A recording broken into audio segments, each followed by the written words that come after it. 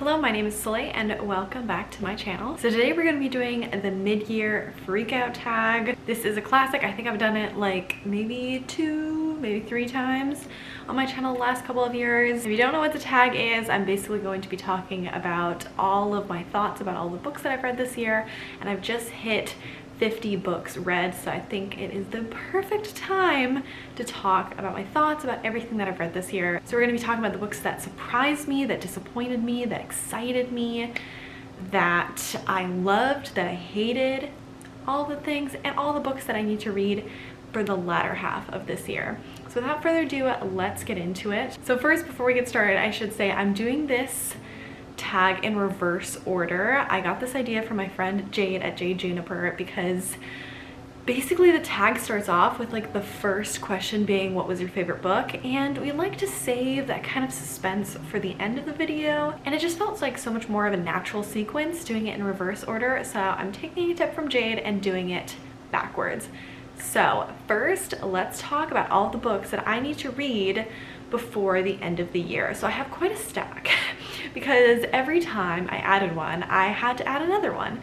So we have quite a few. Let's get started with the basics. So I really want to read Lessons in Chemistry, and this is by Bonnie Garmus. And I really need to read this before, I think it's October, when the Apple TV Plus series comes out starring Brie Larson. So I have been wanting to read this for a very long time. I specifically wanted to read it in the UK edition because I am in love with this cover.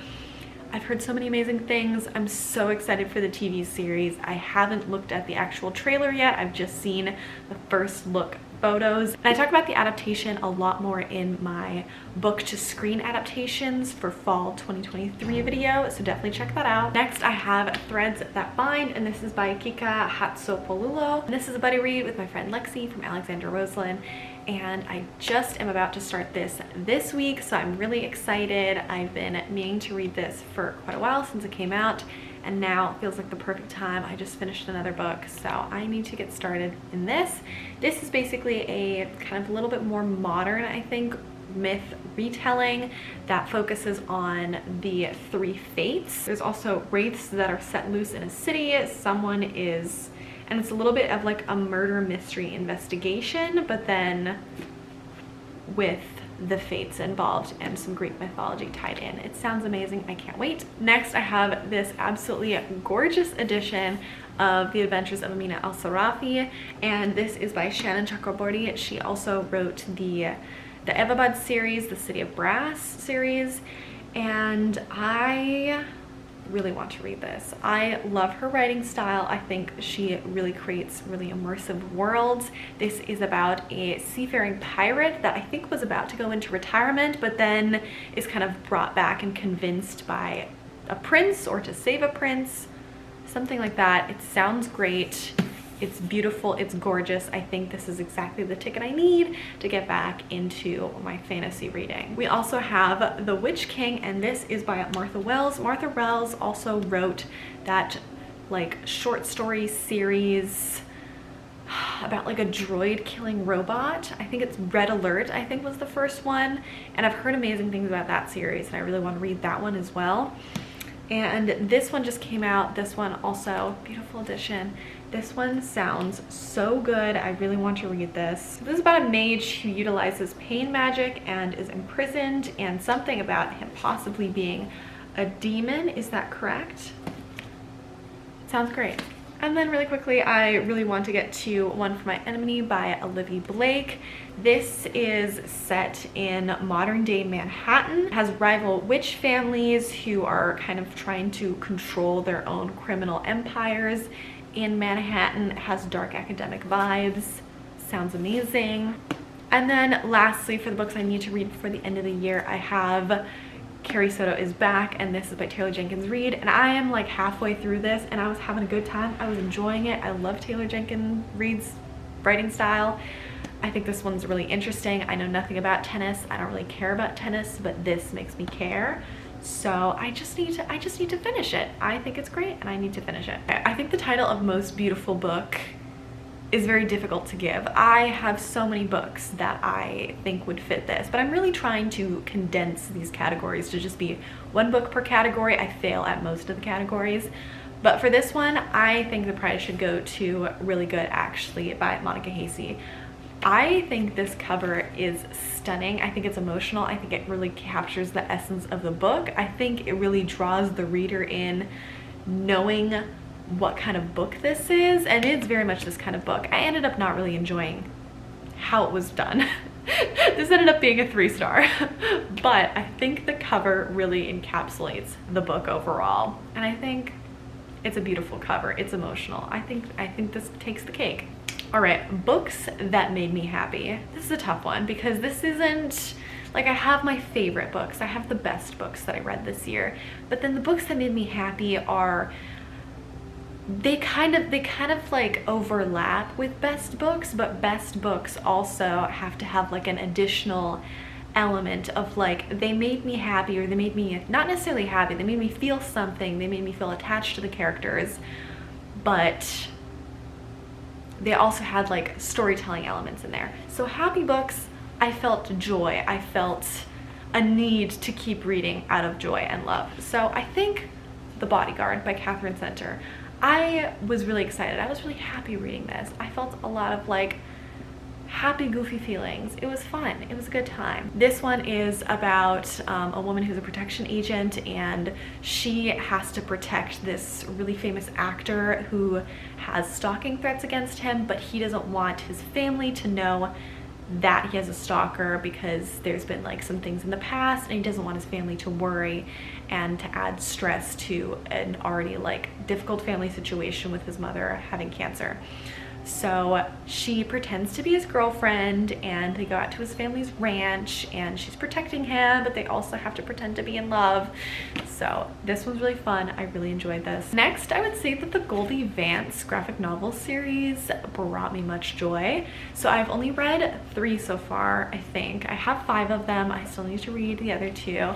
But these are basically just about a young detective. I think she's in her very early 20s, named Goldie Vance, and this is in, I think it's like the 1960s. I'm pretty sure it's the 60s. It's like space race is going on while this is happening. 1960s, her father works at a hotel. She also works at this hotel as a valet. She loves cars, but she also does some like detective investigation on the side, and she's pretty good at it. So these are just kind of the tales of her investigations, and they all connect. There's kind of like an ongoing theme, and I have a feeling that it'll all kind of tie together with either the 4th or the 5th installment.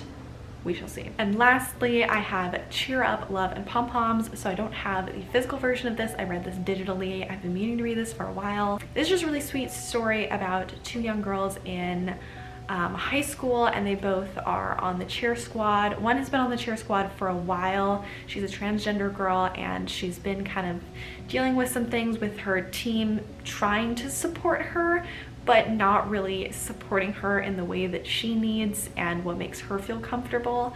And then the other girl, she is kind of new to the school, and she's trying to find like a new hobby, a new activity, and make some new friends. She's kind of like a really intense personality. So the 2 of them bond, and I think they were friends years ago, but they fell out of touch. So they kind of reconnect. There's a little bit of a romance going on. There's a lot of like queer love and acceptance and trans joy in it, and it made me happy. It made me sad, but it also made me happy at times. So a happy book. All right, books that made me cry is 100% Yours Truly by Abby Jimenez. I felt very emotional reading this. This basically takes place in a hospital setting. The 2 main characters are doctors in the ER, and one of the main characters, Dr. Jacob Maddox, he has intense generalized anxiety disorder, and I really connected to a lot of his perspective and his dialogue, and there was just a lot of things where he had an internal dialogue that I have had many times myself, and it just was a deep connection. So a lot of the like more intense things that happened with him in the book, I felt really emotionally connected to. Also, this is just a really intense book. There's a lot of things going on. It's a beautiful romance. I loved the romance. It was so good. but you should know that there's a lot of other things going on as well. There is a lot of discussions of like medical situations. There's a character who has, I don't remember the exact scientific terminology, but like a kidney failure going on and like a kidney disease. So that's like a really large element of the book. There's a lot of discussion of organ donation and of sickness and health issues, and a lot of depictions of anxiety on the page and panic attacks, and it is so well done. It is so amazing. I loved this book so much. I read it in 2 days. I read this after I read her previous book, Part of Your World. They're kind of both set in the same world, because this is the best friend of the main character in Part of Your World. So this one, just beautiful, amazing. It made me cry. It was emotional. I loved it so much. Okay, now for new favorite character, this perfect transition because my new favorite character was Dr. Jacob Maddox in Yours Truly, the book that made me cry.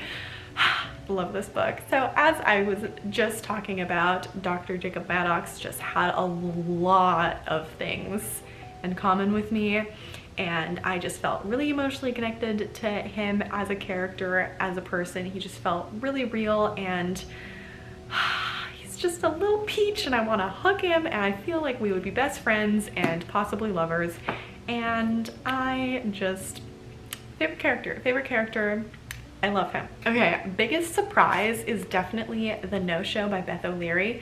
So I previously read The Flat Share by Beth O'Leary. I kind of enjoyed it. The Flat Share, I just kind of, I think everyone has been talking about it so much and hyping it up so much, and then I read it and I was just kind of like, eh.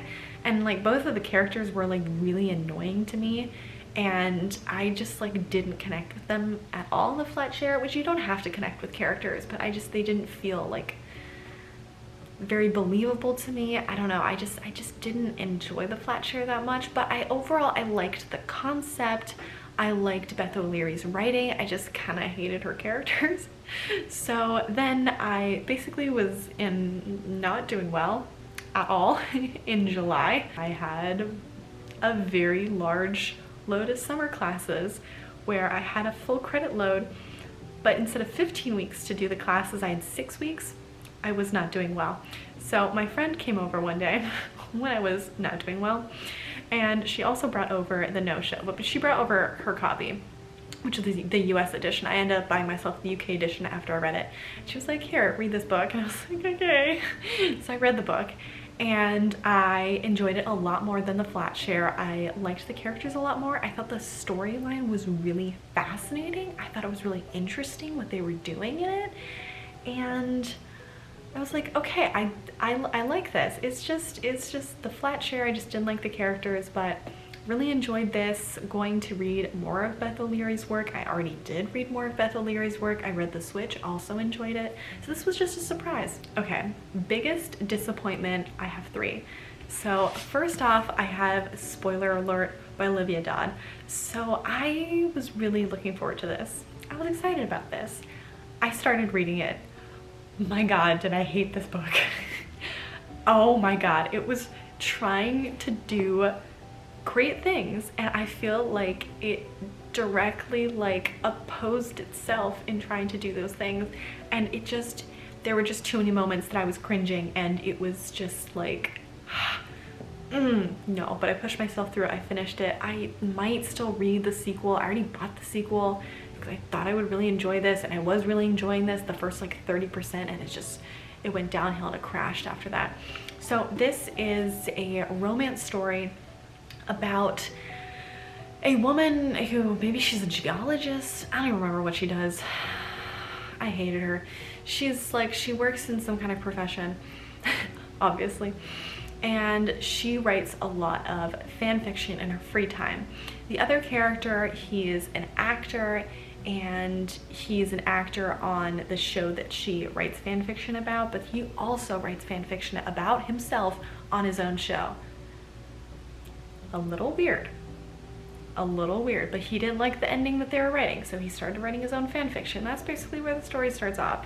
So the two of them naturally, of course, become best friends online, never share their identities, and then somehow they end up meeting in real life. And of course, he knows and she doesn't. And that's basically the entire plot of the book. I didn't give away any spoilers. That we already knew that was going to happen, right?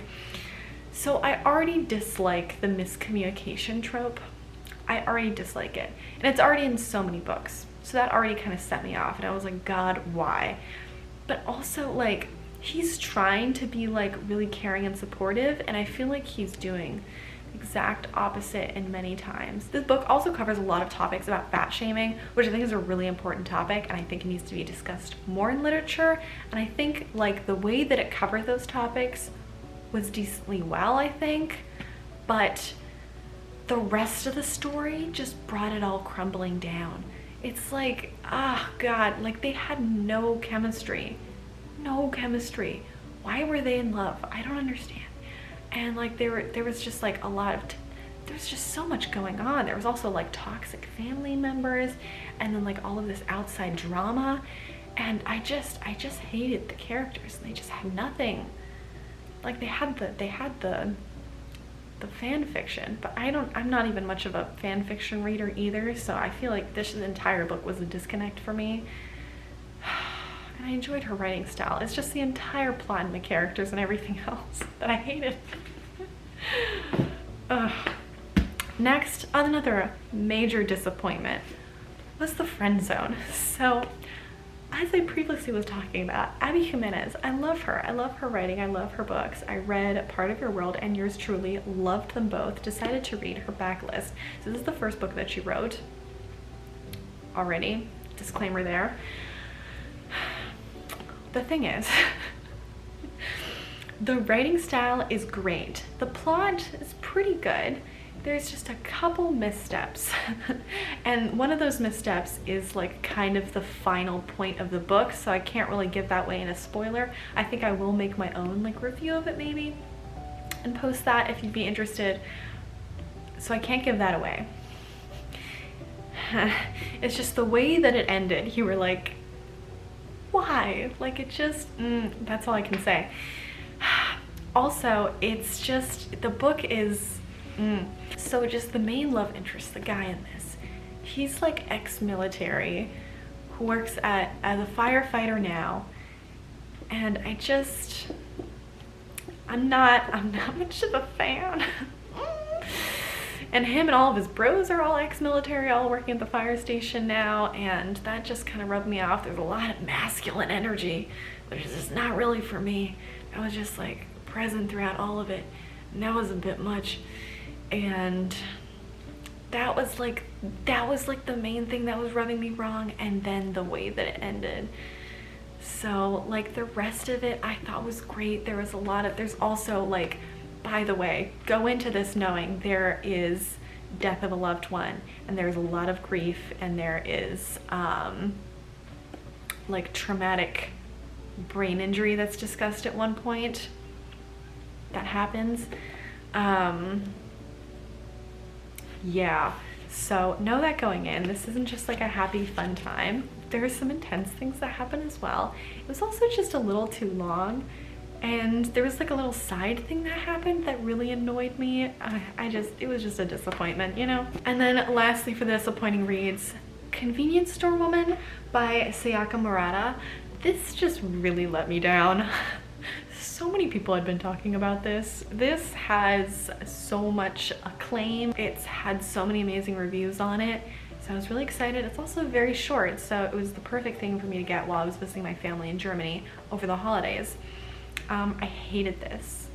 I really hated this. I thought it would be like a poignant novel about like someone who lives outside the norm working in a convenience store and who's just trying to like live her life, which it was that. But like it was like kind of disturbing, and like her friends and family weren't like there for her really at all, and there was just some like weird things that were going on that like I feel like a loved one should have stepped in and been like, hey honey, let's not do that, that's a bad idea.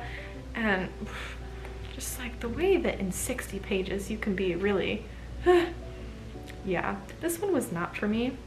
I'm glad other people found something in it. Not for me. No thank you, really. Nope. I like little weird books, and that's not, that one's different. It's different.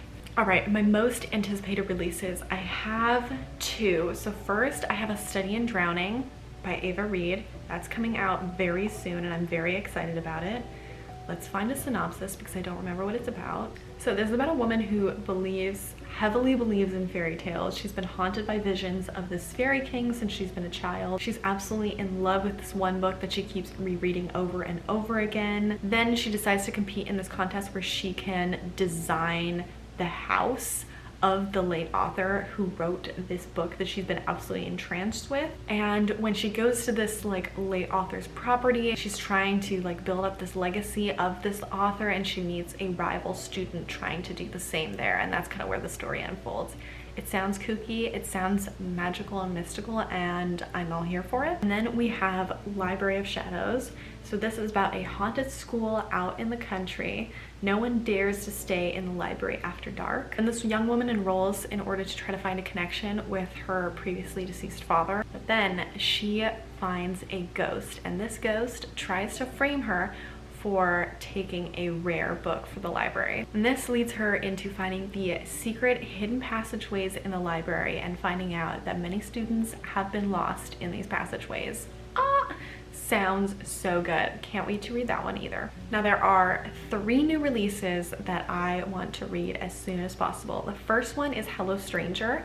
This is about Catherine Center, who wrote The Bodyguard that I read earlier this year. This is about a young woman who just received a finalist position in the North American Portrait Society competition, and then she's lying in hospital and has been diagnosed with a temporary condition of face blindness. She's dealing with this new condition that she's very unfamiliar with, which basically scrambles people's faces so that when she's trying to look at someone, she can't really recognize those features, and they're kind of all jumbled and she's not able to recognize people.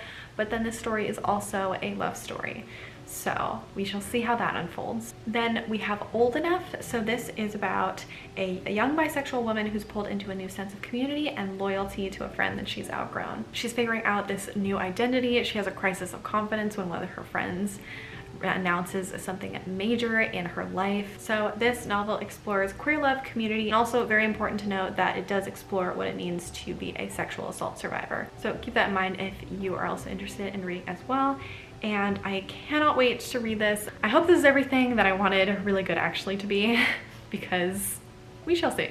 We shall see. And then lastly, I really want to read The Bonesmith by Nikki Palpretto. Nikki Palpretto wrote the Crown of Feathers books, which I only read one of, even though there are 3. So I'm doing well. So this one is a dark young adult fantasy about a disgraced ghost fighting warrior who must journey into a haunted wasteland to rescue a kidnapped prince. Done. Great, I can't wait. Perfect. All right, we are rounding out with the last 2 questions. So second to last question is your favorite sequel, and without a doubt, she's back. If you haven't figured it out by now, I love this book. I love this book. Maybe that's a spoiler for the last question. We'll see. So I don't need to talk about this anymore. I've already talked about it enough, but this is technically a sequel to the first book in this like series because they're set in the same world. Part of Your World was the first one. This one's the second one because this is about the best friend who is in Part of Your World. There we go. And then last of all, favorite book of the year so far. So I have 3. Of course I have 3. I can't pick my favorite / the best book of the year and only pick one. That would be ridiculous, right? Yeah, so I have 3. First of all, I have Happy Place by Emily Henry. I read this within a few days. I read this while I had a week off of work, a week between jobs, right after I moved, right after I graduated, but still had summer classes. It was a chaotic time and I really enjoyed this. If you want to see me reading this and my thoughts while I read it, I have a whole vlog. It's the longest vlog I think I've ever done, and it's really good. I'm really proud of it and you should check it out. It's great. I'll link it. So this is about 2 people who were previously engaged, who were in love for years, who grew up together, met in college, and they just grew apart at one point and decided to break off their engagement. but their friends don't know yet. So their friends and them, they all met in college, and they all go to one of the like friend groups summer houses on like Cape Cod or some New England seaside location. I think it's in Maine. They all go there every single year during the summer, and it's their happy place. You get it.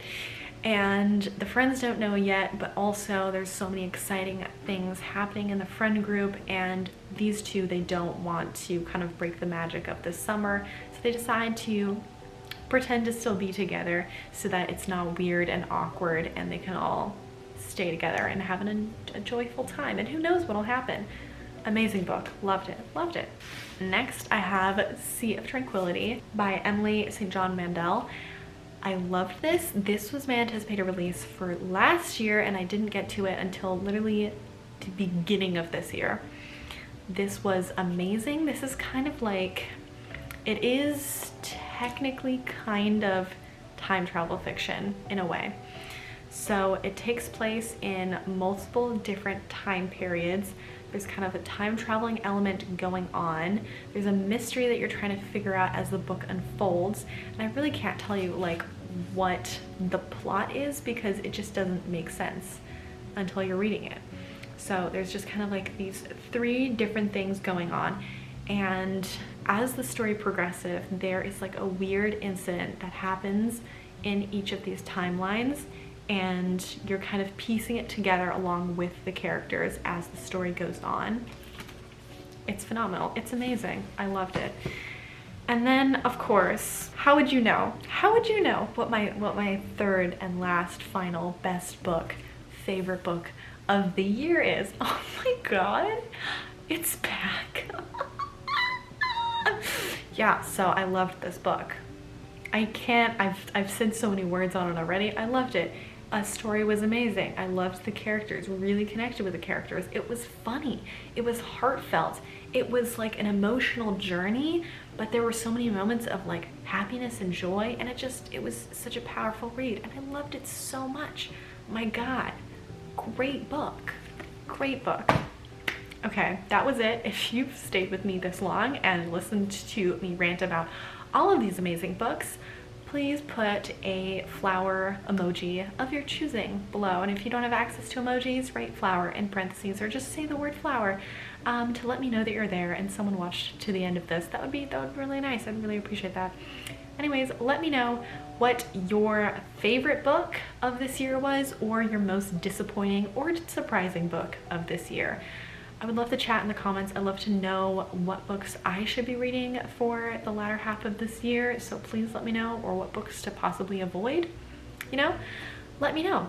But otherwise, I will see you in the next one. Thank you so much for watching, and I hope you have a lovely rest of your day. Bye!